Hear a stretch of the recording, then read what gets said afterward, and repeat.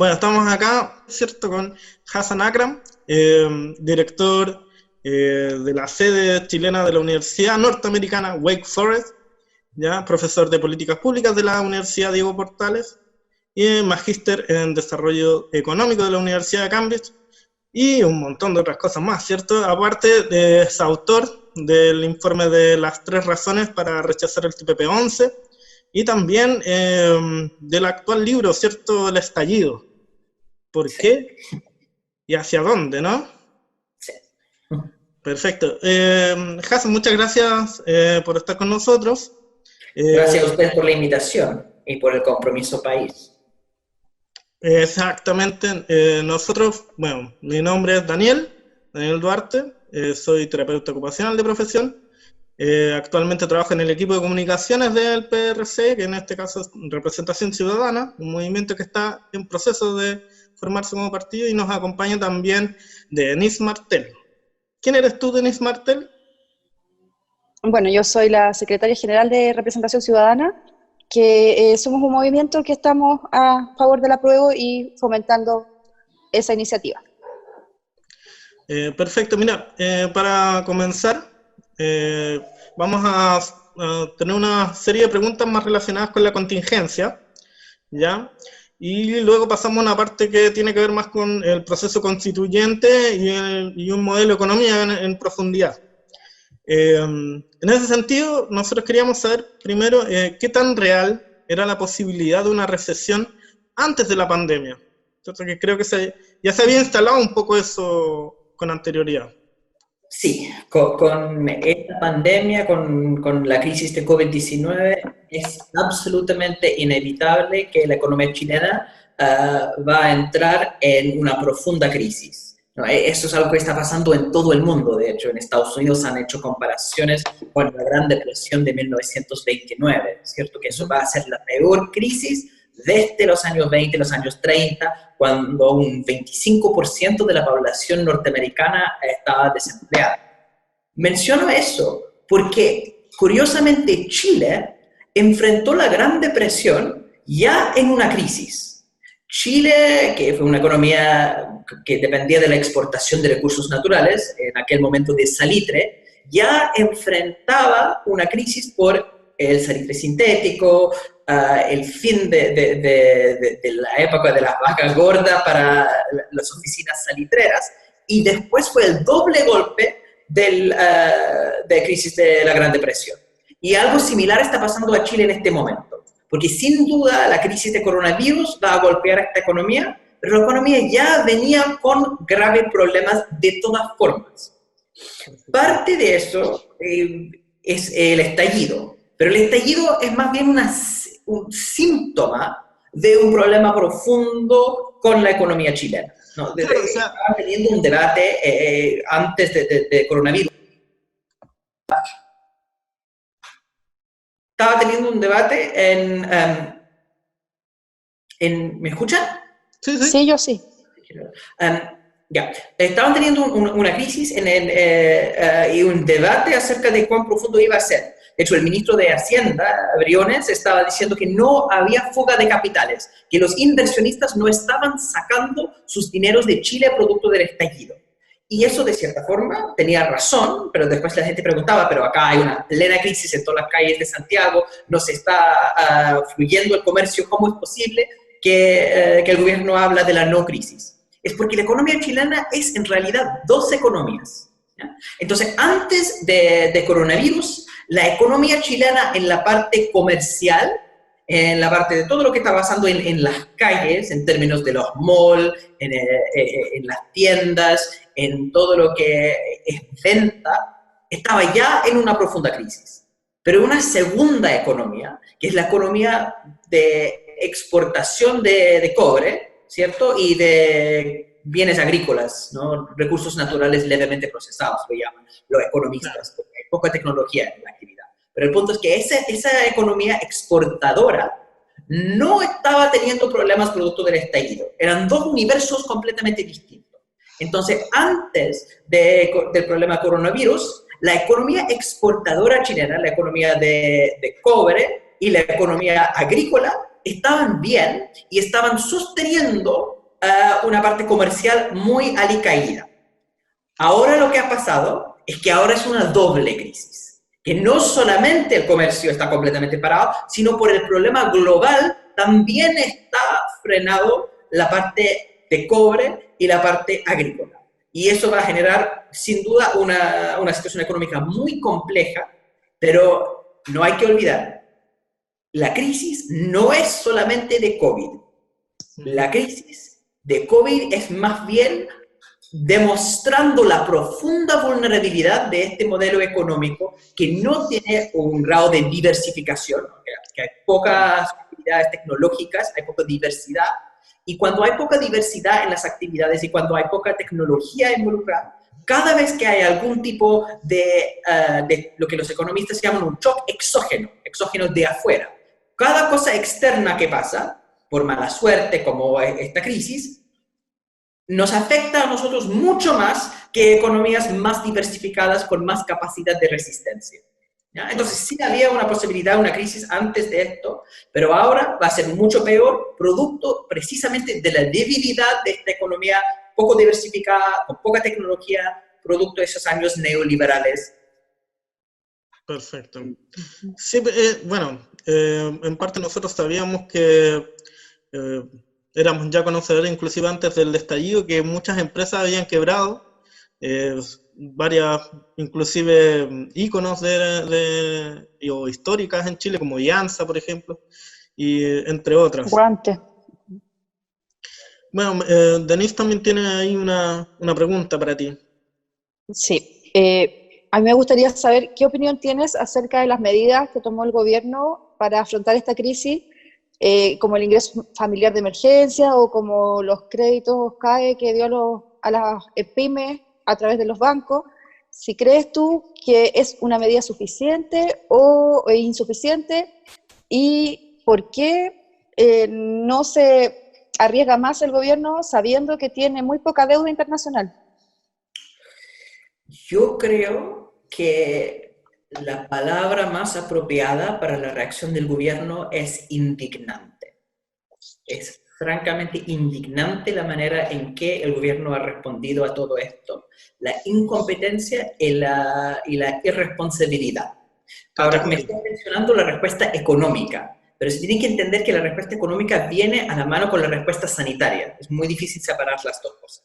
Entonces, si uno empieza con la insuficiencia de la respuesta sanitaria, uno entiende también el problema económico. Porque la respuesta sanitaria de este gobierno fue un intento de minimizar el problema desde el comienzo. ¿Ya? No querían tomar medidas que iban a afectar más drásticamente la actividad económica.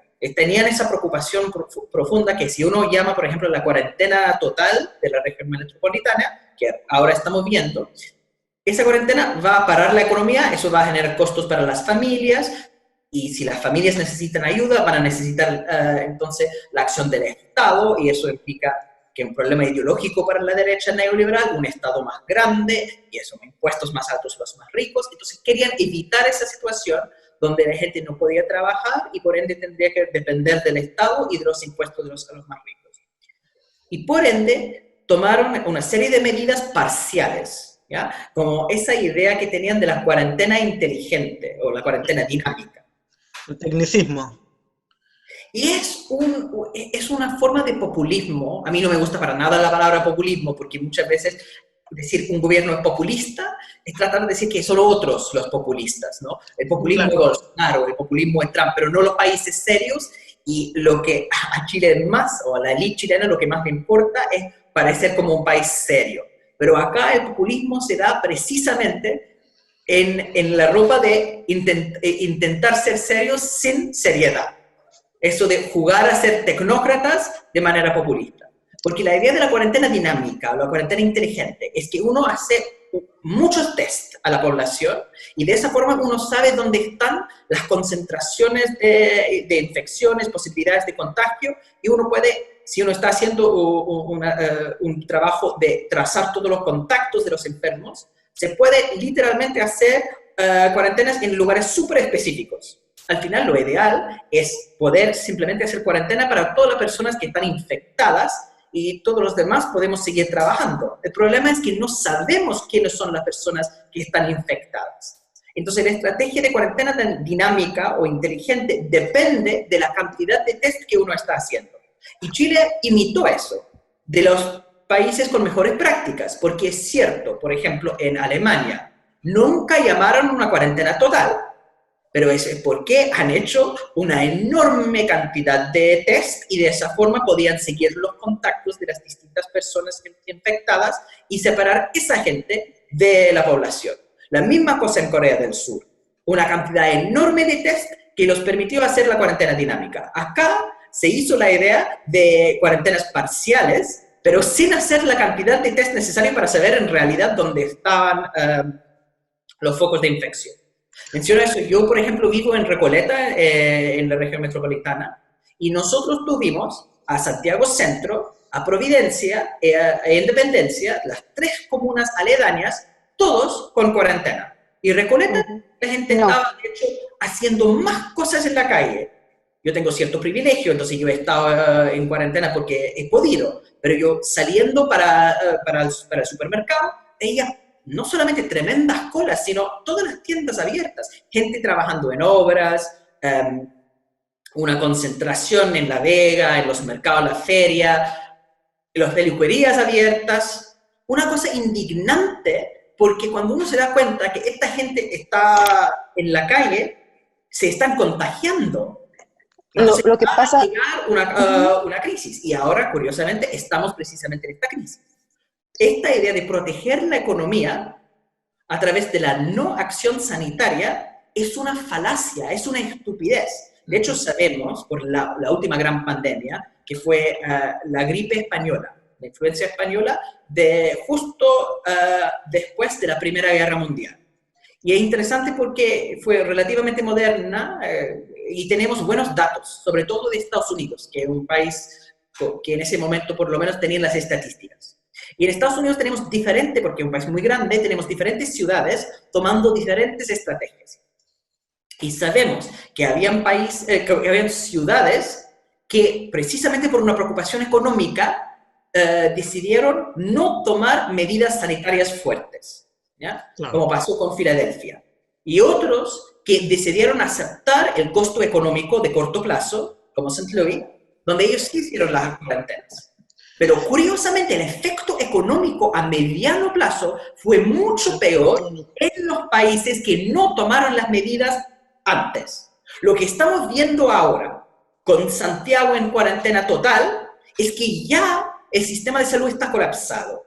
Ya por todo el tiempo donde no llamaron a cuarentena, a pesar de que el colegio médico dijo claramente que no iba a funcionar lo de las cuarentenas parciales por el alto flujo de personas entre las comunas.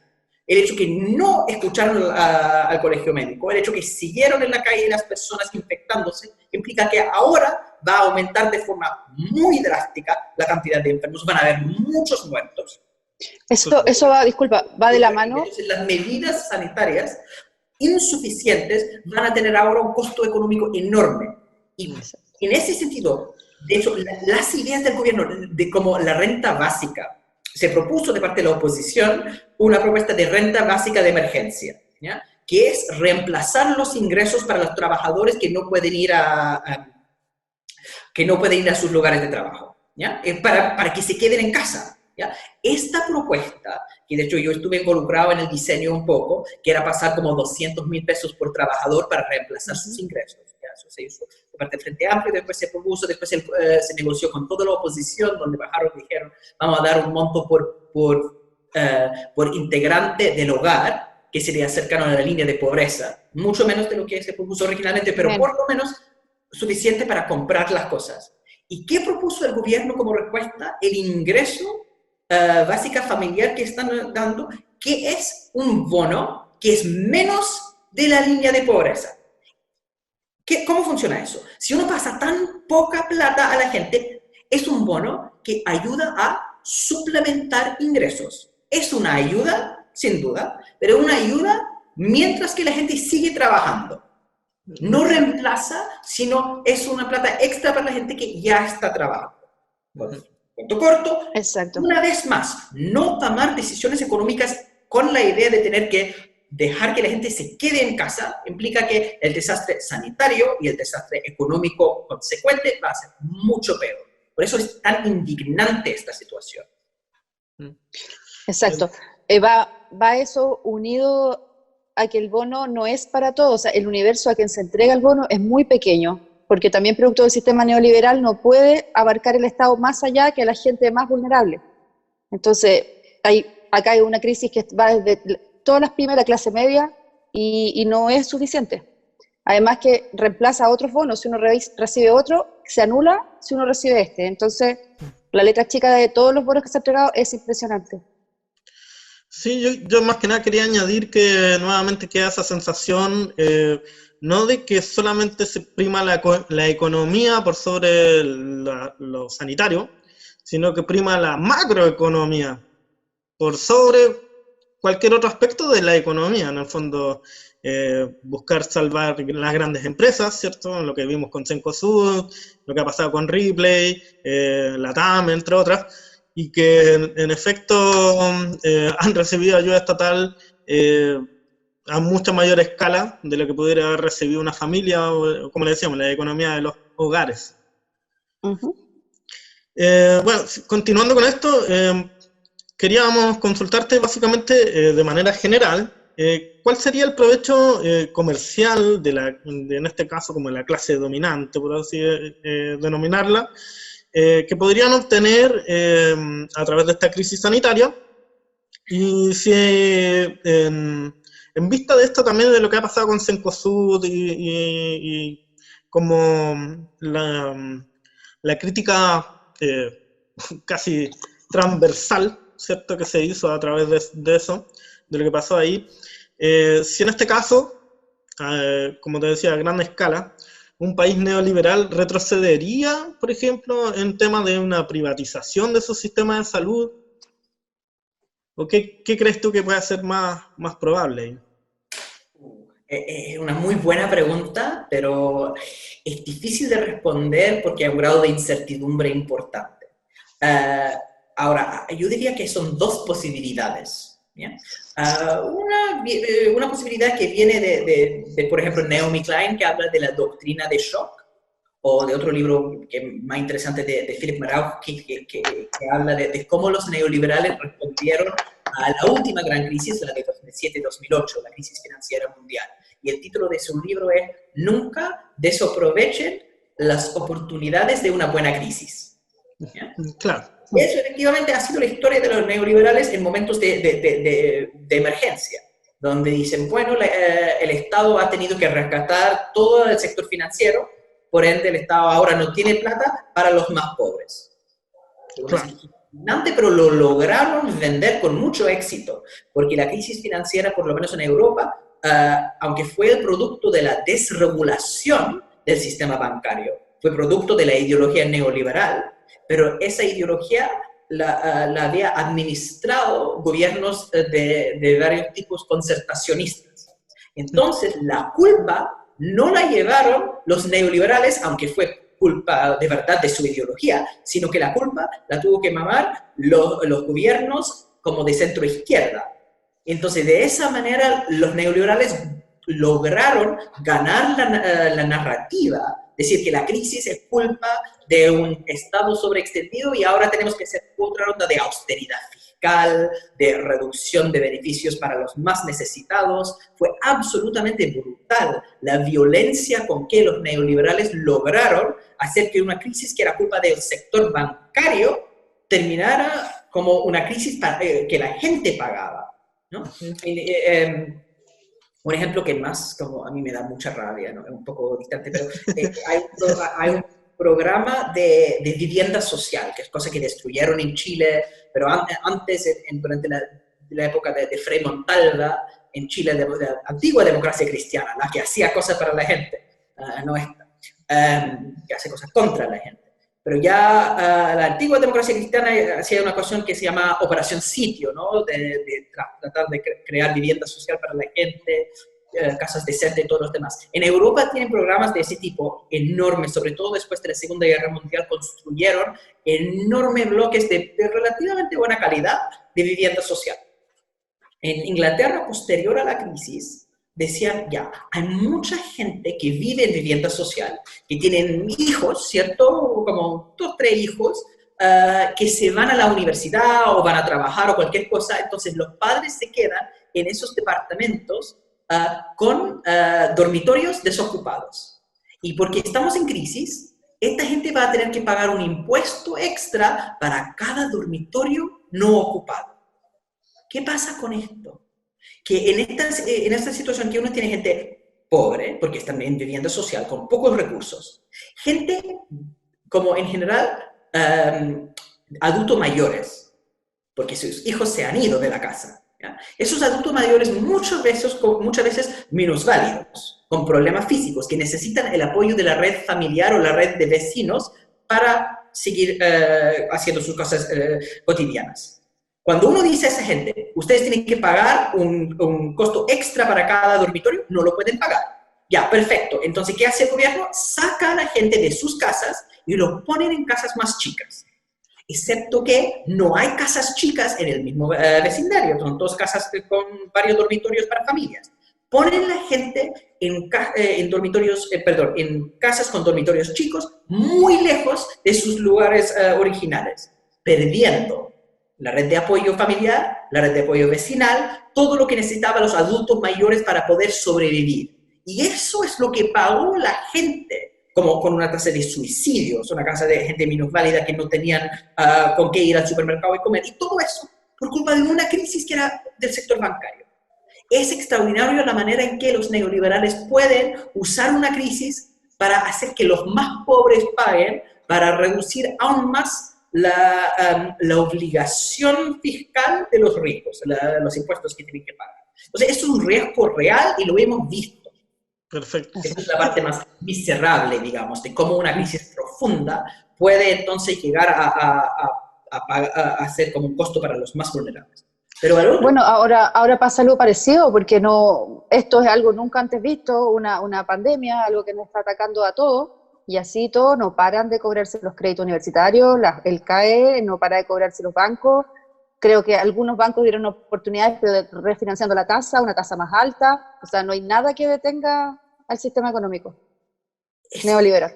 Esto es una posibilidad, pero ahora es una posibilidad más optimista, porque en la crisis de 1929, la Gran Depresión, por ejemplo, eso en Estados Unidos paró todo el modelo libre mercado y se construyó el estado de bienestar, porque no había otra opción, porque la crisis era tan grande que no eran solamente los más vulnerables, sino buena parte de la clase media, una mayoría de las personas que estaban en una situación de tanta desesperación, que el Estado no tuvo más remedio que empezar a crear sistemas de protección social. Y eso que pasó en Estados Unidos, que también pasó posterior a esa crisis de salitre de la Gran Depresión en Chile, o sea, el Frente Popular, Pedro Aguirre Cerda, con eso de gobernar y educar, la creación del sistema educacional en Chile y después en los años 40 al Servicio Nacional de Salud, lo que hoy día es FONASA, todo eso se generó posterior a una crisis. Entonces hay como 2 opciones, o que se va a empeorar o que se mejora. Ahora, ¿cuál es? Es evidente, pero es interesante. ¿Cuáles son los factores históricos que distinguen esos 2 momentos, digamos? ¿En qué situación podríamos estar nosotros? Es interesante ver que el Financial Times, que es como el diario financiero del Reino Unido, que es como uno de los voceros oficialistas del neoliberalismo, es el periódico del sector financiero, escribe de cómo esta crisis es el fin de la ideología neoliberal. Dicen que en este momento no hay otra opción sino una expansión del rol del Estado, sobre todo en términos de la protección social, porque si no se va a generar una crisis más profunda, eso no es sustentable. Y The Economist, que es otra revista que esto es ideológicamente neoliberal, que se fundó para extender la ideología del libre comercio en el mundo, así lo dicen en toda la revista, uno abre y dice su declaración ideológica. Lo que pasa es que esa revista también, como el del Financial Times, declara que esta crisis va a generar un aumento en el rol del Estado. Porque inevitablemente cuando uno tiene este grado de crisis, es un poco distinto de lo que pasó con la crisis financiera, porque en la crisis financiera pudieron enfocar eso en los más vulnerables, porque el Estado igual logró frenar la crisis. Fue una crisis al final de colapso del sistema financiero, y cuando rescataron los bancos, entonces todo quedó en una especie de limbo, así a camino medio. Las grandes masas no estaban sufriendo tanto, se logró dividir la población entre los más vulnerables, que tuvieron que pagar la gran parte del costo, y una clase media o una parte como menos desfavorecida, digamos. Esa división no está tan clara si van a poder hacerlo en este momento, porque la envergadura de la crisis es muchísimo más grande que 2007-2008. En este momento, la cantidad de personas que están pidiendo ayuda a algunos de los programas, o por el seguro de protección de empleo, el seguro de cesantía, eso del ingreso básico familiar, es enorme. No va a ser posible hacer una división entre una minoría que va a sufrir y una mayoría un poquito mejor que va a por lo menos mantenerse a flote, ¿no? Esto va a afectar a tanta gente que inevitablemente el gobierno va a tener que responder, y eso va a aumentar el rol del Estado, que ya lo estamos viendo con los rescates a las grandes empresas. Ahora, para mí, esto tiene dos ejes. Una cosa es decir, ya, pero eso va a expandir el rol del Estado. No va a ser como 2007-2008, sino más como la Gran Depresión. Pero ¿en cuáles condiciones va a aumentar el rol del Estado? Porque es muy distinto la expansión del rol del Estado cuando es un gobierno de izquierda que busca fortalecer los derechos sociales de la población, y cuando es un gobierno de derecha que ocupa la expansión del rol del Estado, sí, para proteger gente, pero normalmente bajo una lógica, por ejemplo, nacionalista, antiglobalización, de cerrar fronteras. Yo creo que a nivel mundial, sin duda, vamos a ver que va a haber más rol del Estado, un fin del neoliberalismo, pero vamos a también ver un cierre de las economías nacionales, más nacionalismo al mismo tiempo. Específicamente en Chile, yo creo que es bien difícil predecir, porque acá tuvimos todo el tema del estallido, una tremenda fuerza de movilización social que estaba ya haciendo tambalear el modelo neoliberal. Y esta fuerza no ha desaparecido, solamente que se quedó congelada como la economía. Todo estaba congelado. Ahora, cuando está aumentando la cantidad de muertes por la incompetencia del gobierno, la rabia que va a salir de eso va a ser enorme. Entonces, en este caso, la necesidad de la expansión del Estado, que el gobierno está haciendo de una forma muy mezquina, va a venir con más ímpetu. Pero la pregunta es, si no tenemos capacidad de movilizarnos, y eso ha sido lo más triste de eso, que no podemos resistir frente a la incompetencia del gobierno porque la movilización social está imposibilitada, ¿qué hacemos con toda esta energía de los cabildos, de las marchas, de todo lo que estaba pasando para empujar Chile hacia un modelo distinto? Esa fuerza se tiene que canalizar de alguna manera, porque estamos en un momento donde el modelo sí está puesto en cuestión, que el modelo va a cambiar.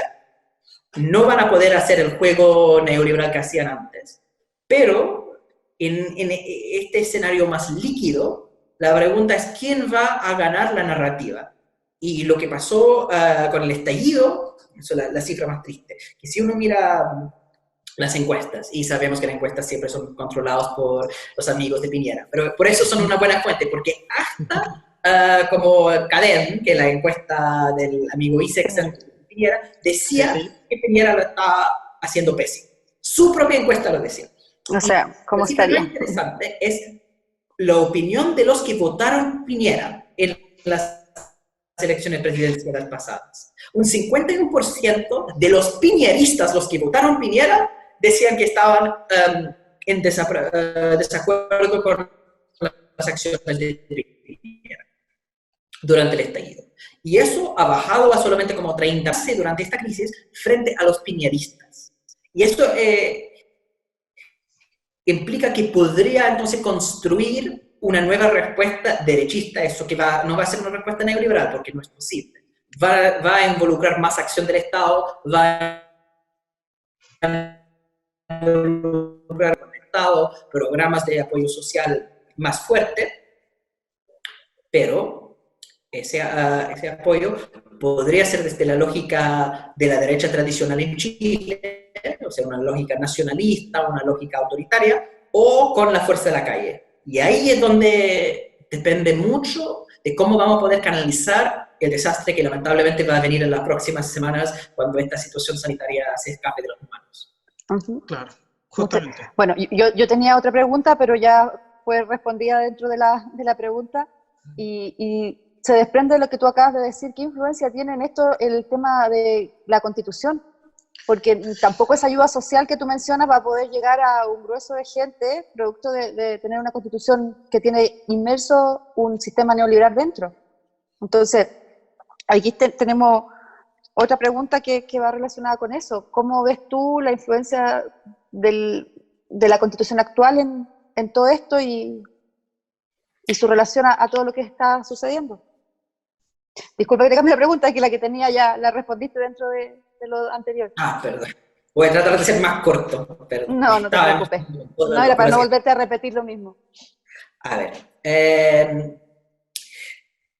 Es curioso como yo siempre doy el ejemplo de la física cuántica, del gato de Schrödinger. ¿Han escuchado cierto de ese experimento? Donde ponen el gato en la caja y tienen uranio y está pasando. Entonces dicen, antes de abrir la puerta o abrir la caja, el gato está muerto y vivo al mismo tiempo. Es la superposición. Ya, esta idea que están en dos estados contradictorios. Y tenemos una constitución tipo Schrödinger también, porque según la derecha, la constitución es tan poco importante que cambiando la constitución no va a mejorar absolutamente nada. Eso lo dijo la Silvia Sayera del CEP, escribió un artículo. ¿Por qué estamos hablando de la Constitución si eso no va a cambiar, si la gente quiere mejores pensiones, mejores salarios? No está en la Constitución. Pero al mismo tiempo la Constitución es tan importante que cualquier cambio, un coma de la Constitución, nos lleva directamente al despeñadero y nos vamos a terminar como Venezuela. O sea, hay una profunda contradicción en la interpretación constitucional de la misma derecha. Claro. Es evidente, la Constitución sí es importante, y eso lo hemos visto varias veces en esta misma crisis del COVID, porque en esta crisis la cantidad de veces que el gobierno ha dicho la oposición está haciendo cosas inconstitucionales, el Congreso está haciendo cosas inconstitucionales. Justo esta semana Piñera salió quejándose porque no se está respetando la Constitución. Una constitución que carece de legitimidad porque viene directamente de la dictadura cívico-militar. Una constitución que redactó la Comisión Ortúzar, donde la persona que llevó la voz cantante fue Jaime Guzmán, una persona que dijo literalmente en un ensayo que se llama El Camino Político, esta constitución está diseñada para obligarle a la oposición, si llegan al gobierno, a actuar como nosotros queremos que actúen. Y está diseñado, rayan la cancha de tal forma que la oposición no puede hacer nada. Y ahora Piñera se queja porque la oposición está transgrediendo las reglas de esa constitución que es en sí, como dice Fernando Atria, tramposa. ¿Y qué han dicho? Con el tema de los alcaldes, cuando el gobierno estaba siendo completamente negligente y los alcaldes trataban de tomar medidas sanitarias porque veían los efectos, declararon que eso fue acción inconstitucional. Cuando proponen proyectos de renta básica de forma más razonable, y Piñera hace veto, dice, no, eso también es inconstitucional. El proyecto de las 40 horas, que también, como una de las cosas, declara inconstitucional. O sea, cualquier cosa para ellos es inconstitucional porque la Constitución está diseñada para que no pueda cambiar las cosas, y cualquier cambio, entonces, por lógica, por defecto, es inconstitucional. Y yo siempre decía, como, acá el problema constitucional es que no es que la Constitución tiene adentro un modelo. No es que haga una idea falsa que la Constitución obliga a Chile a ser un país neoliberal, que está escrito en la Constitución. Chile es un país neoliberal con un Estado subsidiario. Entonces lo que hay que hacer es sacar eso y poner Chile es un país democrático con derechos sociales. No es así, la Constitución no tiene ni la palabra neoliberal ni la palabra subsidiario adentro, ¿no? La Constitución no obliga a ningún modelo. La Constitución es un freno, bloquea cambios. Entonces, puesto que tenemos un modelo neoliberal que se creó durante la dictadura cívico-militar, ahora no podemos cambiarlo porque la Constitución funciona como una camisa de fuerza. Y en este momento, cuando estamos tratando de expandir el rol del Estado, cuando estamos tratando de crear un servicio de salud real, por ejemplo, ¿por qué no funciona la salud en Chile? Dicen, no, que el Estado es ineficiente. es ridículo. El sistema de salud en Chile funciona a través de una cotización, ¿cierto? El 7% que va a FONASA. Para la gente con más recursos, ellos pueden sacar ese 7% del pozo común y ponerlo en su cuenta propia a la ISAPRE, ¿cierto? Sí, exacto. Entonces, las ISAPRES funcionan una maravilla. Si uno va a las clínicas privadas, son todos, parecen como hoteles 5 estrellas, con vidrio, todo es súper limpio, además los médicos... Con los dulcecitos en la entrada. Con los dulcecitos ahí en la entrada para recibirte cariñosamente. Sí, y los médicos son de verdad, no solo de calidad, sino que toman el tiempo para explicar cuál es la situación, cuáles son las opciones médicas y tratar de hacer que el paciente entienda las situaciones, participe en su tratamiento. Si uno va a un consultorio, el médico ve como apenas 5 minutos y no explica nada, sino tiene que ir a otra parte, derivar lo más rápido posible y las esperas son terribles y normalmente incluso la gente con menos recursos tratan de usar el sistema privado para como adelantar la fila en términos de los test, en términos de los distintos exámenes. Entonces uno ve el fenómeno de los bingos, fenómeno de gente encalillándose para poder hacer esos test más rápidamente. Pero uno dice que eso es un problema de la mala calidad de las instituciones estatales. No, es que el sistema de ISAPRE tiene una minoría de las pacientes, pero una mayoría de las horas médicas. Y no sé si uno tiene una mayoría de pacientes en FONASA, pero una minoría de las horas médicas, evidentemente los médicos no pueden brindar el mismo servicio, porque no tienen tiempo.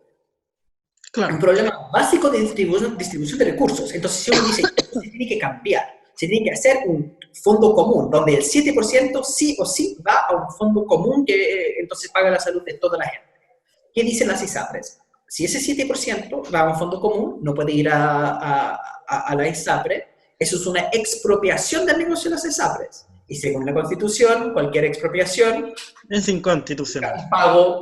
Uno tendría, para hacer una reforma de salud, de dar recompensa, una indemnización a todas las ISAPRES por el negocio que han perdido, y eso, dependiendo de si estamos hablando solamente dentro de Chile, dependería de cuánto deciden la Corte Suprema chilena. Pero afuera, con todos los tratados de libre comercio tipo TPP-11, implica que un tribunal externo, también sesgado, podría decir que hay que indemnizar a las ISAPRES por las ganancias futuras que perderían con una reforma de ese tipo, que puede ser miles de millones de dólares, sin ningún límite. Entonces acá tenemos un tribunal constitucional que es bastante sesgado, porque ¿quiénes son los ministros del Tribunal Constitucional? Son todos tipos asignados por partidos políticos, binominalizado efectivamente, donde la derecha tiene 50% de los cupos, y ese grupo politizado, sesgado, va a fallar a favor de las ISAPRES, y si no ganan ahí, van a llevar la cuestión a un tribunal de un tratado de libre comercio, donde son aún más sesgados, 62,5% de las veces fallan a favor de las empresas, y van a decir, ya, perfecto, esto va para las ISAPRES que necesitan una indemnización. Si queremos un sistema de salud que da derecho de salud para toda la población con un seguro único, eso implica cambiar la Constitución, para eliminar el Tribunal Constitucional, que protegería las ISAPRES, y para renegociar los tratados de libre comercio que hacen esa misma protección de las inversiones. Perfecto. Entonces, es súper relevante todavía. Bueno, de hecho, preguntas. En esa línea, ya, también entrando como en el proceso constituyente, y el modelo de economía, ahí Denise también tenía una pregunta relacionada al modelo de pensiones. Sí.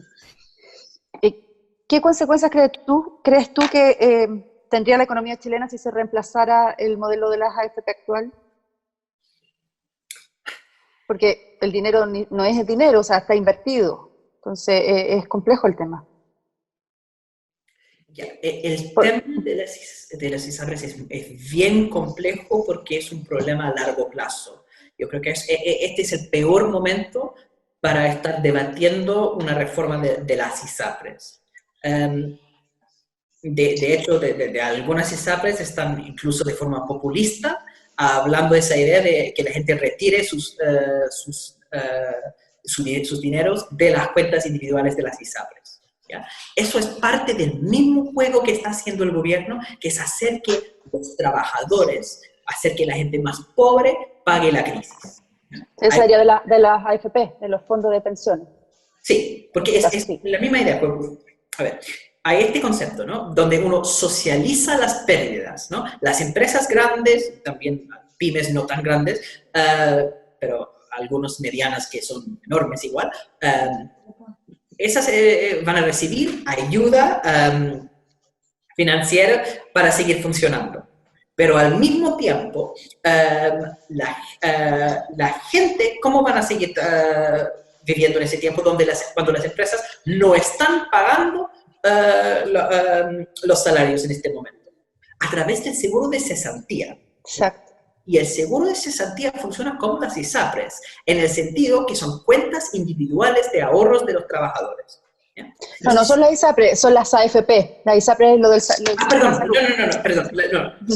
Son las cuentas del seguro de cesantía son igual a las AFP. A la de la AFP. Y la cuenta individual de la AFP son las que están en ese sentido muy similar, porque es el uso de la cuenta individual de los ahorros de los propios trabajadores. Exacto. Que ocupa en esta instancia para pagar los salarios en este momento. Ya, de la misma forma que durante el tiempo de esta crisis se ocupa los ahorros de los trabajadores en el seguro de cesantía, ¿qué pasa después? Si una persona usa todos sus ahorros durante este tiempo para pagar pagar su salario y después pierde el trabajo posteriormente, no va a tener recursos para su seguro de cesantía. Después va a tener que depender del seguro solidario y todos los demás que pagan menos.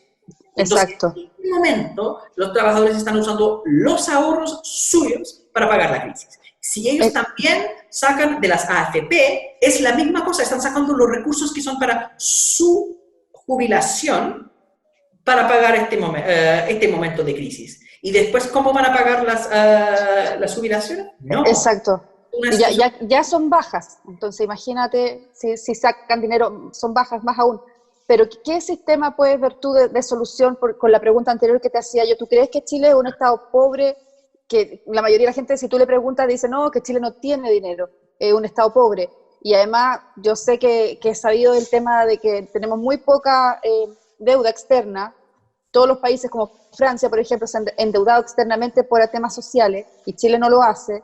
Entonces, ¿hay alguna otra salida que tú recomendarías que no se ha tomado? Ya, estamos hablando de dos cosas distintas. Hablando de las pensiones específicamente, ¿ya? Ha habido un problema con el sistema de pensiones desde hace mucho tiempo. Eso no es un tema coronavirus, ¿cierto?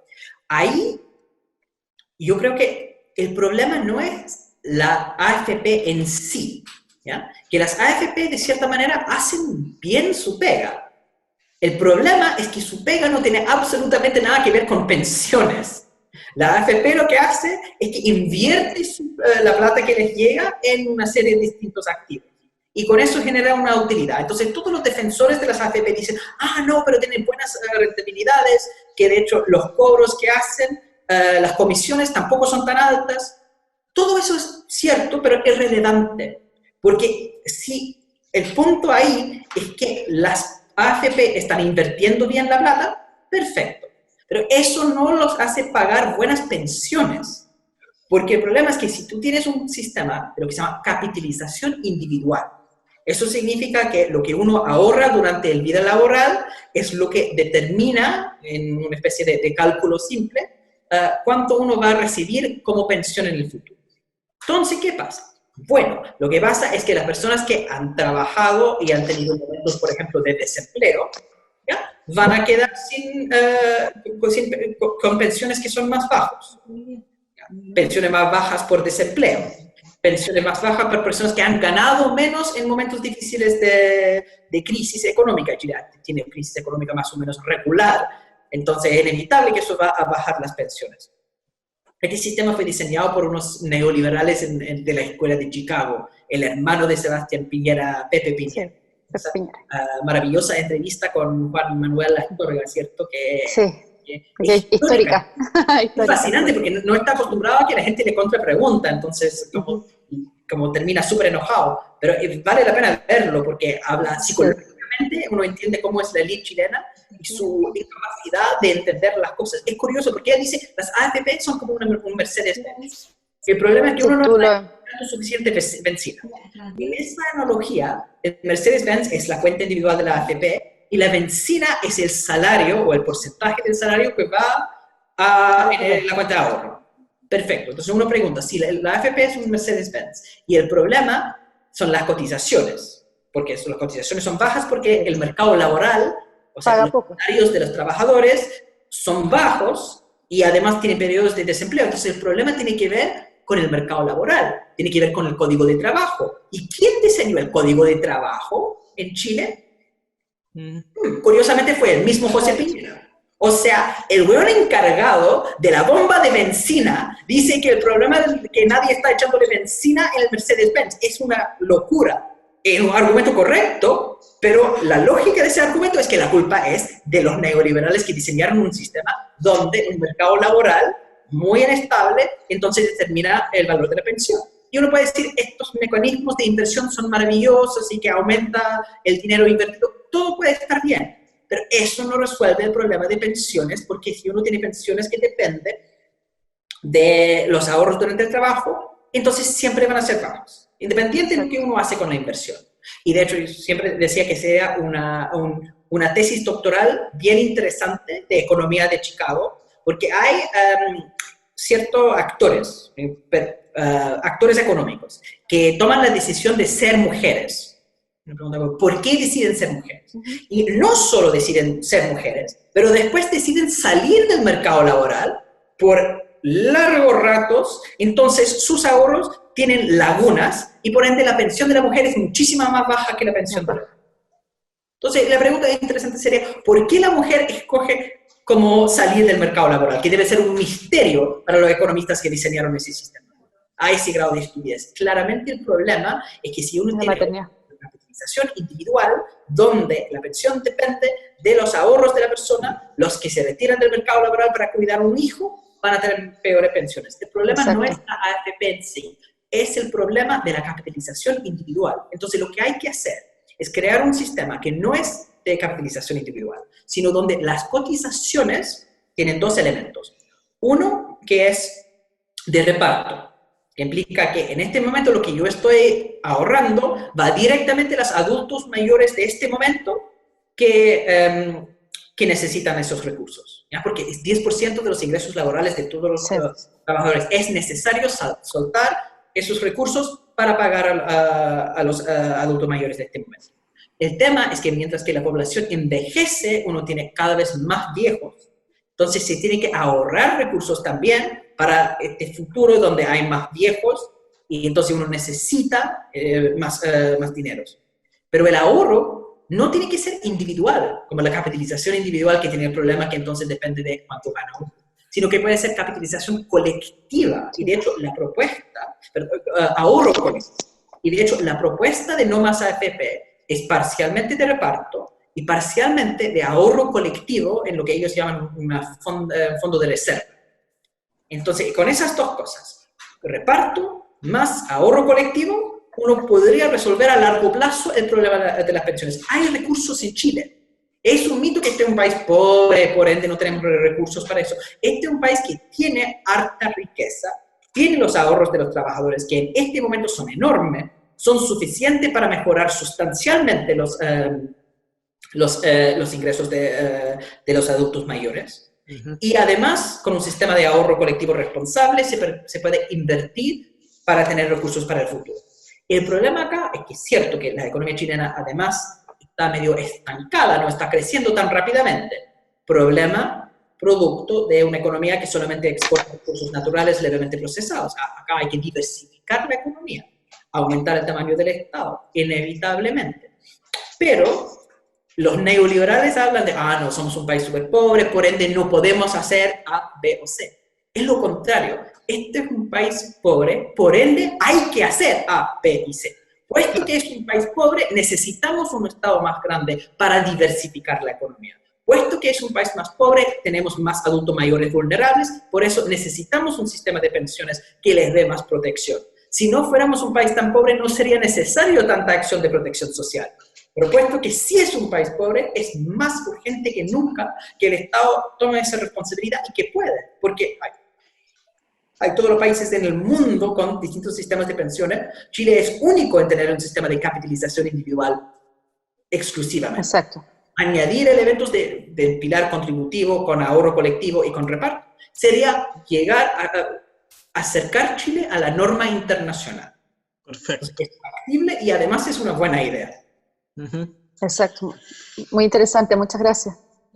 Bueno, la siguiente pregunta también va un poco orientada al modelo económico, ¿cierto? Y la lógica que impera aquí, que es un famoso neoliberalismo, y uno de los tratados que quizás viene como de perilla, como decimos acá, que es el TPP-11, ¿cierto?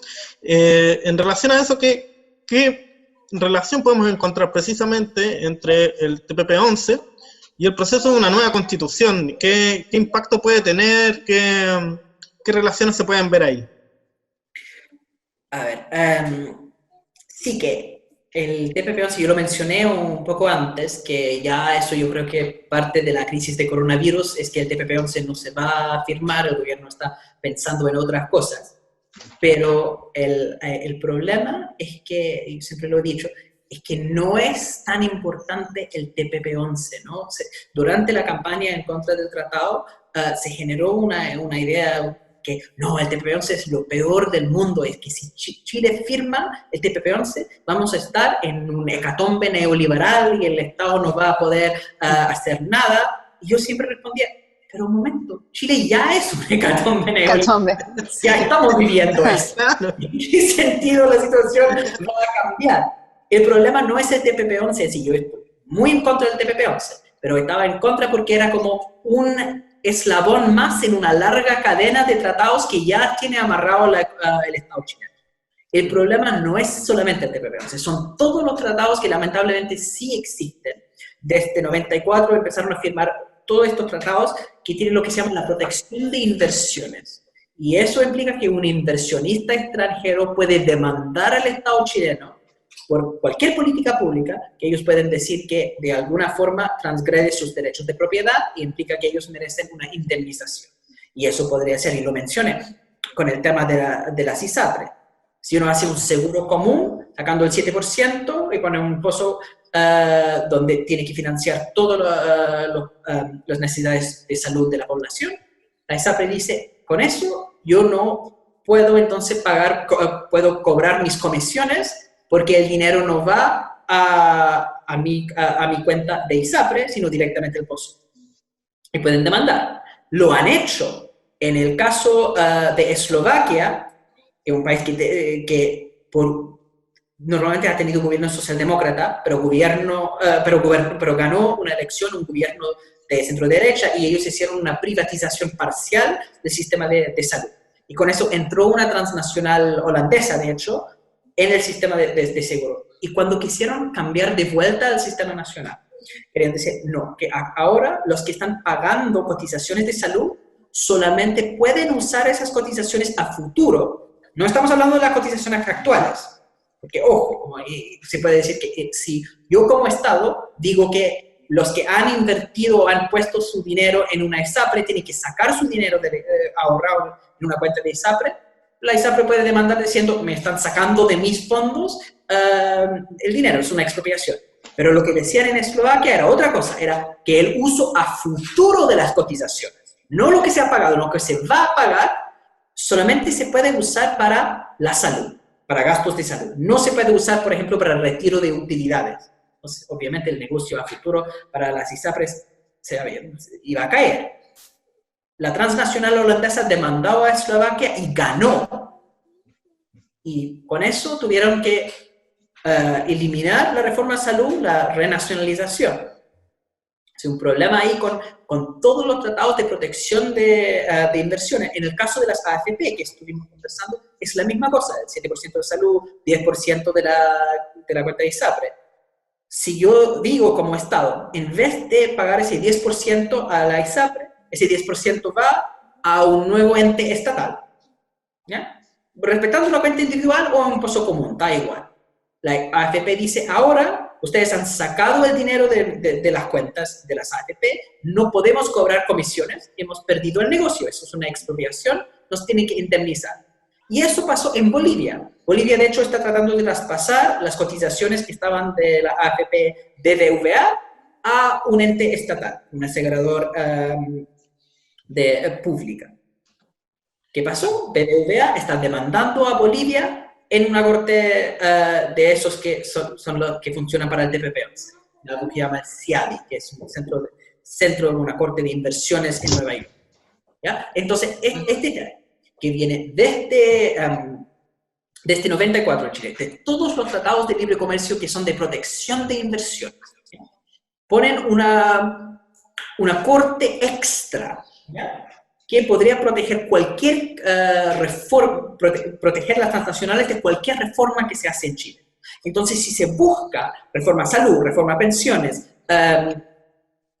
reforma educacional, se puede demandar. De hecho, yo en el libro que escribí sobre el estallido hice un poco de análisis de eso. Que el problema de la Constitución es el problema de la tercera cámara, que dice Atria, ¿no? Que es el Tribunal Constituyente. Exacto. ¿Qué hace el TC? El TC, el Tribunal Constitucional, lo que hace es que que podría declarar inconstitucional cualquier ley de reforma. Y eso pasó en el gobierno de Bachelet, se hicieron una reforma laboral y lo declararon inconstitucional. ¿Ya? Claro. Si hace una reforma a salud, reforma a pensiones, podría pasar la misma cosa. ¿Ya? Entonces, en la nueva Constitución, para hacer un cambio real, hay que eliminar el Tribunal Constitucional, precisamente porque ellos declaran inconstitucionales esas reformas. Pero también hay que poner una parte que dice, vamos a renegociar todos los tratados que dan jurisdicción a tribunales comerciales internacionales.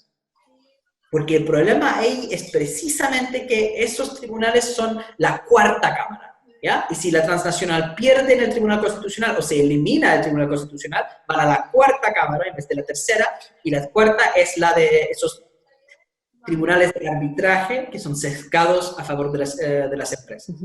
Hay que eliminar esas dos cosas en una nueva Constitución. Perfecto. Bueno, ya estamos finalizando. Principalmente, ha quedado bastante claro, Hassan, tú lo que nos has ido explicando. La última pregunta tiene relación también con el nuevo modelo económico que podría instaurarse a raíz de una nueva constitución, ¿cierto? Entendiéndose que se necesita un nuevo modelo económico, y en relación a eso, ¿qué cabida hay ahora, ¿ya? Para este nuevo modelo económico? ¿Cuál modelo económico a lo mejor sería correcto o más digno para poder... ¿Hay algún país que tú pienses que tenga un modelo económico que podamos imitar, tal vez? Ya. Porque ese queda un poco en limbo, porque ya no continuamos con el modelo neoliberal y que tenemos. La gente al tiro piensa, vamos a ser comunistas, vamos a ser como Cuba, vamos a ser como Venezuela. Ya, bueno, Cuba y Venezuela son casos interesantes, ¿cierto? Porque uno dice que esos son países que no son neoliberales, pregunto yo viví en Venezuela varios años, y toda la lógica venezolana de expansión de derechos sociales, que tenía una lógica el gobierno de Chávez, no tanto el gobierno de Maduro, porque han tenido un pésimo manejo económico, pero la idea era expandir derechos sociales, aumentar la cantidad de clínicas en poblaciones, crear una red de supermercados estatales donde la comida era más barata, etcétera, etcétera. Entonces, la idea era crear más instituciones estatales de ayuda social. ¿Cómo financiaban eso los venezolanos? Vendiendo petróleo a Estados Unidos. ¿Ya? Eso es lo más neoliberal que hay. El libre mercado determina que Venezuela, ¿qué puede hacer? Producir petróleo. Entonces, en su ventaja comparativa, Venezuela vende petróleo a Estados Unidos principalmente, y con eso ocupa recursos para pagar derechos sociales. El mismo modelo neoliberal que ocupa la concertación cuando usa la renta de cobre y la renta de recursos naturales legalmente procesados para crear un sistema focalizado. Por supuesto que hay menos recursos vendiendo cobre que vendiendo petróleo, por ende los servicios sociales en Chile siempre muy focalizados, no universales, con todas las limitaciones, con copago y todos los demás, pero es el mismo modelo económico en el fondo, que es vender recursos naturales y usar esas rentas para financiar derechos sociales, que no es sustentable a largo plazo. Eso se ve evidentemente en Venezuela. Y yo cuando estuve ahí me sorprendió mucho porque fue una lucha. Yo dije, cuando caiga el precio de petróleo, y va a caer, este modelo se acaba. Yo me acuerdo de haber tenido esa conversación con varios colegas venezolanos, y había un grupo que entendía muy bien eso, pero lamentablemente el gobierno, que era tan cortoplacista, no quería escuchar a su propia gente que advertía de este problema. Entonces, de los supuestos modelos no neoliberales, como Venezuela, son bastante neoliberales. Yo diría que hay como un corto plazo, perdón, un mediano plazo, un largo plazo. En el mediano plazo es posible superar el neoliberalismo para tener otra variedad del capitalismo. ¿Ya? Porque hay distintos tipos de capitalismo. Es muy diferente estar en el capitalismo salvaje, neoliberal de Estados Unidos, en comparación con un capitalismo socialdemócrata de Suecia, por ejemplo. Y ahí no es solamente que uno tiene un estado de bienestar, que uno tiene derecho de la educación, derecho a salud, derecho de vivienda, con alta presencia del Estado, ¿cierto? Que hay como el Estado regula de tal forma que el derecho a la salud se cumple. O sea, que todo el mundo tiene un seguro de salud que se paga y hay solidaridad, o sea, que la gente ayuda entre sí, se genera un pozo común y se paga. Un Estado garante. Un Estado garante, exactamente. Pero ¿cómo logran financiar esas cosas? Es porque esos son países desarrollados, que implica que tienen un grado de diversificación de sus economías y tienen un grado de también de desarrollo tecnológico. Y eso no viene de la nada, ¿ya? Es un mito, además, que viene del libre mercado, ¿ya? Los países desarrollados han logrado transitar desde posiciones de pobreza, de subdesarrollo, hacia el desarrollo a través de la intervención activa de los estados. De hecho, si uno va a los países que más recientemente han hecho ese salto, ¿no? La autobiografía del primer ministro de Singapur se llama Desde el tercer mundo al primer mundo, ¿ya? Desde, en otras palabras, de una situación de subdesarrollo a una situación de desarrollo. ¿Y cómo lograron los países asiáticos hacer eso? Fue Taiwán, Corea, lo que está haciendo en este momento China. China. Que es muy pobre, y está ahora desafiando a Estados Unidos para la hegemonía global. ¿Cómo lo lograron? Con empresas privadas, sin duda, que es una economía que tiene empresas privadas que compiten entre sí, pero con un Estado muy fuerte que apoya a esas empresas. Claro. Y una serie de protección para la creación de empresas nacionales que pueden competir como campeones nacionales con los grandes oligopolios estadounidenses. ¿Ya? Entonces, no es solamente, y eso pasó, por ejemplo, que uno antes tenía las tres grandes empresas automotrices que eran todos estadounidenses: Ford, General Motors, Chrysler. ¿Ya? Hoy día tenemos Toyota, por ejemplo, que es la empresa automotriz más grande del mundo. ¿Cómo apareció Toyota de la nada? Porque el Estado japonés puso altísimos aranceles, impuestos de la importación. Entonces los japoneses no podían comprar autos gringos porque había un impuesto extra, eran muy caros. Entonces estaban obligados a comprar esos autos japoneses que eran en ese momento, los años 50 y 60, de pésima calidad.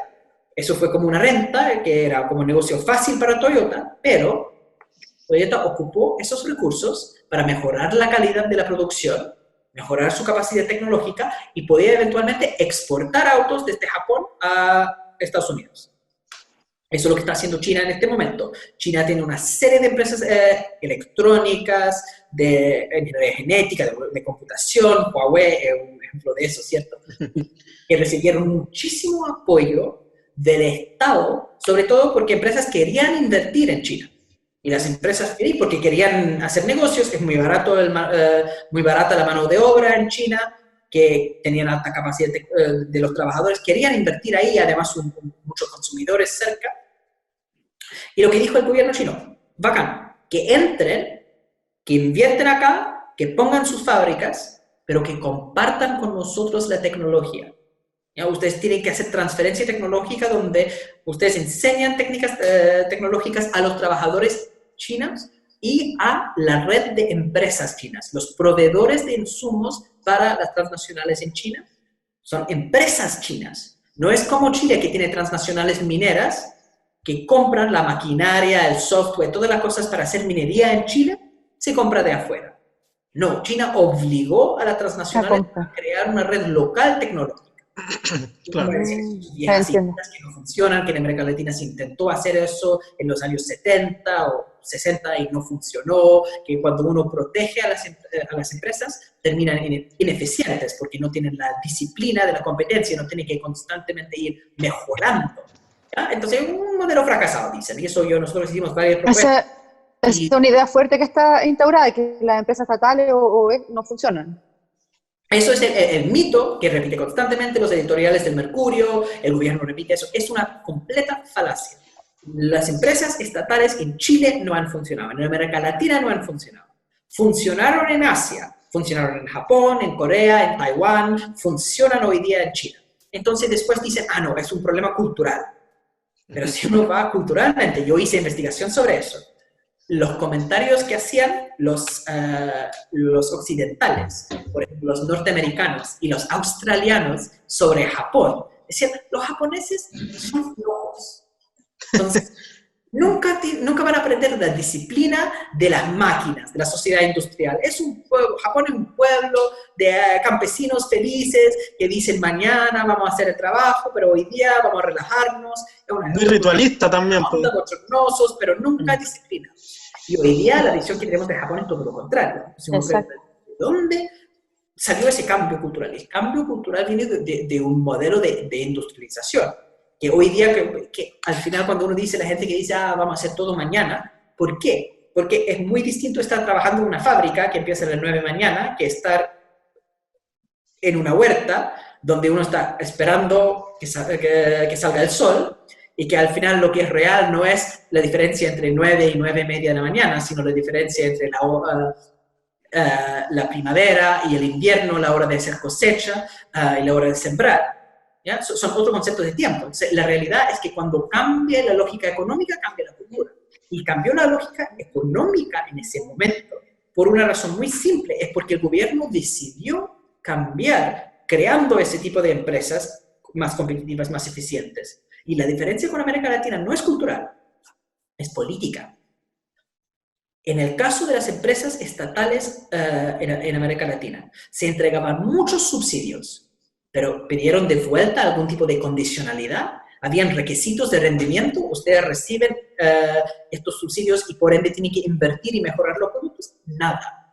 En Japón, por ejemplo, y eso es también lo que hicieron en todos los países asiáticos, ustedes dijeron a las empresas, ustedes van a tener 15 años de protección, ¿ya? Pero solamente 15 años, y después de eso, nada. Entonces, si ustedes no ocupan esos 15 años donde los consumidores nacionales están obligados a comprar sus productos, si ustedes no ocupan esos años y los recursos que llegan, así los consumidores pagando, comprando sus productos, si no ocupan esa plata para invertir mejorando los productos, después de 15 años ustedes van a estar fritos. Entonces los empresarios entendieron, porque había un claro límite de protección, que tenían que invertir. Además, que sabían que no solo había un límite de tiempo, sino que habían requisitos constantes. Ustedes, si quieren mantener esta protección y esos subsidios, tienen que exportar para afuera. Eso es lo más difícil porque es ultra competitivo el mercado internacional. Había obligación de exportar. No tanto porque no podían competir con los grandes al tiro, pero habían esa obligación empujándoles paulatinamente a mejorar su eficiencia. Acá se pasaba plata a los empresarios sin ninguna condicionalidad. Fíjense lo que está pasando hoy en día con el rescate. Quieren hacer rescates a empresas sin poner condiciones. Hasta en Estados Unidos de Trump. Dicen, vamos a dar créditos a las empresas medianas, ¿ya? Que no son tan pequeñas tampoco. Hay requisitos. 90% de la planta laboral se tiene que mantener. No pueden andar despidiendo gente. No pueden andar pagando dividendos, o sea, dando utilidades a sus accionistas hasta que hayan pagado de vuelta al Estado. Incluso dicen que si hay miembros de los directorios que reciben sueldos muy altos, tienen que congelar sus sueldos y en algunos casos bajar salarios en los estados de Trump. Y cuando se propuso poner una condición mínima, que no pueden pagar dividendos los que reciben ayuda del Estado en Chile. Briones, el ministro de Hacienda, salta. No, eso va a generar problemas porque la gente no va a querer usar estas ayudas y por ende van a generar desempleo. Acá no se puede poner ninguna condición a los empresarios, hay que tratarles como unos con pinzas. empleados. Y entonces, por ejemplo, por supuesto que las empresas cuando reciben ayuda estatal acá, se malcrían. Pero eso no, la idea de tener un Estado activo es una mala idea. No es que la empresa estatal no funciona o que la ayuda estatal a empresas no funciona. Es que la falta de condicionalidad, la falta de disciplina, la capacidad de disciplinar a la clase empresarial es lo que genera el problema. Y acá hemos sido muy, muy, muy generosos con los empresarios y muy, muy duros con la gente común y corriente. Y eso es lo que tiene que cambiar, y no solamente por un tema de justicia, por un tema de eficiencia económica hay que exigir más de los empresarios. Perfecto. Oye, muchas Hassan, gracias. bueno, para cerrar teníamos una ronda de preguntas bonus track. Algunos personajillos, algunas corporaciones por ahí, y la ronda, bueno, básicamente en una o dos palabras que describan los siguientes personajes. En este caso vamos a partir con Mañalich. Impresentable, pero si puedo extender un poco más, digo, Sí, claro. Pinta de fumador y está medio como gordito. Fumador y gordito es como alta vulnerabilidad a coronavirus, así que yo estoy rezando que se enferme. Ya se salvó Piñera, no lo contagió el diputado. Bueno, pero esos test, que salió sin infección según el test, esos test dan muchos falsos negativos. Así es, sí. Es cierto.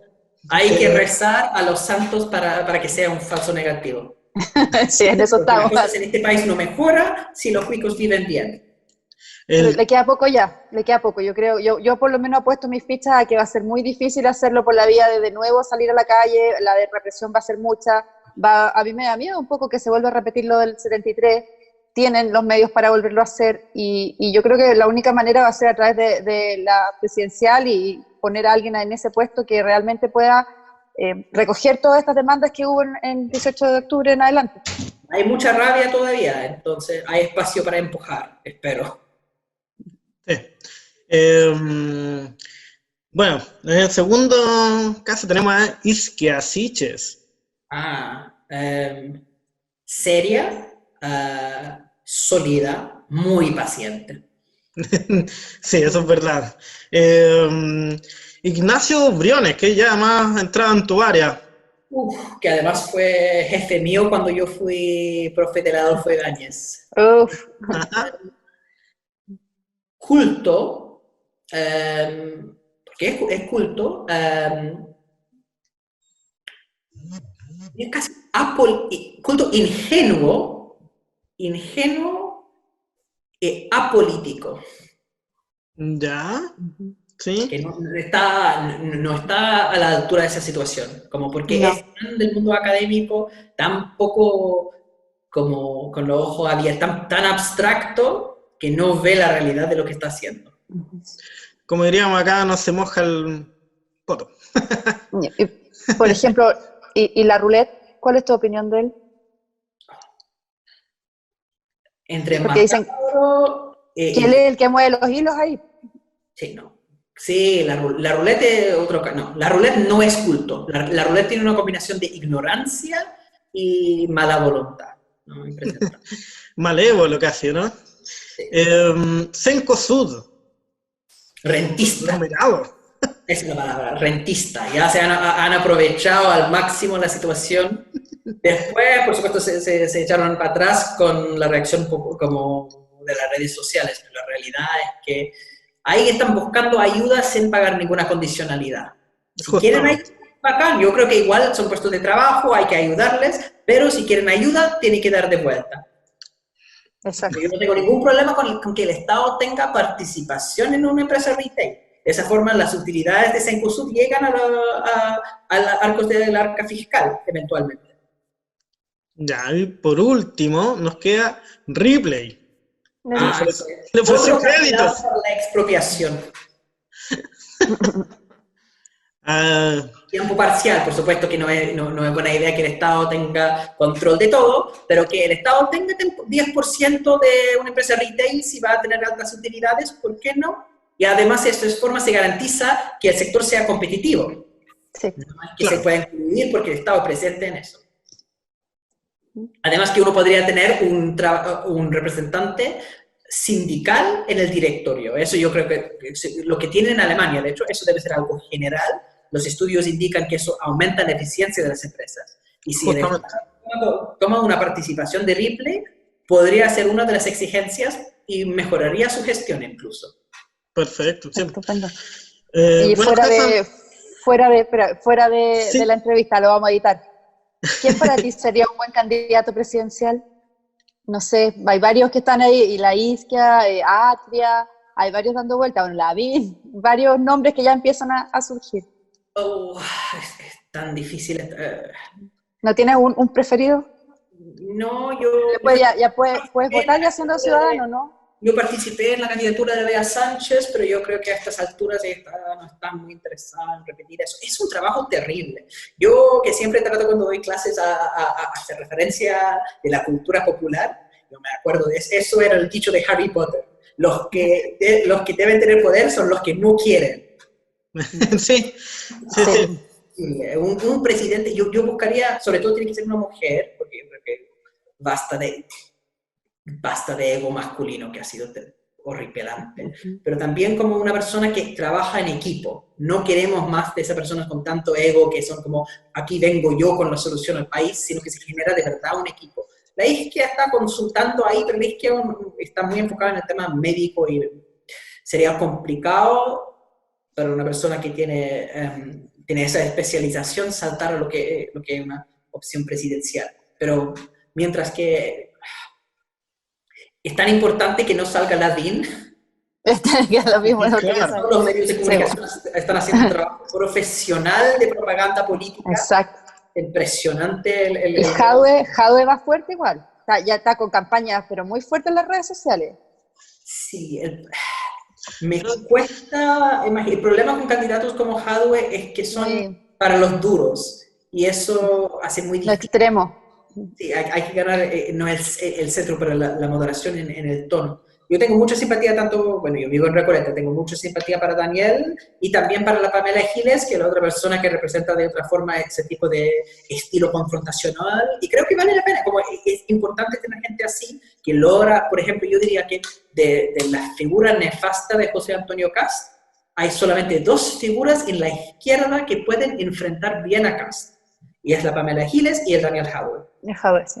Pero el problema es que para la gente menos politizada no es necesario ver un enfrentamiento de Jadwe con Kast, porque la gente escucha a Kast y al tiro cambian de canal porque no le interesa como esa forma tan agresiva, tan dura, tan politizada, buscan otra cosa. Y yo creo que Chile es hoy día para liderazgos menos personalistas, más de equipo. Es que el sistema presidencialista también da para eso. Entonces, bueno, sería muy buena idea tener un sistema más parlamentario, definitivamente. Sí. Sí, de hecho, sería como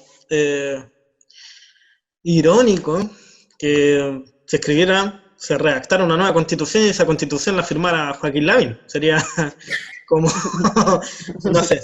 El colmo de... Claro. Tenemos que hacer competencia. ¿Quién tiene una firma bonita para una nueva constitución? Eso, el que firme y ahí votamos. Muy buena letra. El que salga va a llevarse buen bono, va a quedar en la historia de la constitución. Entonces no puede ser la Isquia. Si es médica, probablemente tiene pésima letra. La verdad. En todo caso. Oye, Hassan, bueno, queríamos agradecerte el tiempo. Nos extendimos harto y conversamos bastante. Fue un agrado que pudieras participar con nosotros. Esperamos en alguna ocasión tenerte de nuevo para seguir conversando algunos temas, porque hay hartas cosas que definir. Y bueno, más que nada eso, agradecerte la disposición y fue muy agradable tenerte acá con nosotros. Muchas gracias a ustedes por la invitación. Muchas gracias. Muy bien con las campañas y con mantener las redes activas. Yo sé que durante el estallido se estaba retejiendo las conexiones entre los chilenos. Y Exacto. ahora con la crisis que va a golpearnos a todos bien fuerte, ojalá que esas mismas redes del tejido social se puedan ocupar para ayudar a los más necesitados con esta crisis. En eso estamos, así que muchas gracias. De ahí, y apruebo, no se olviden. Sí, exacto.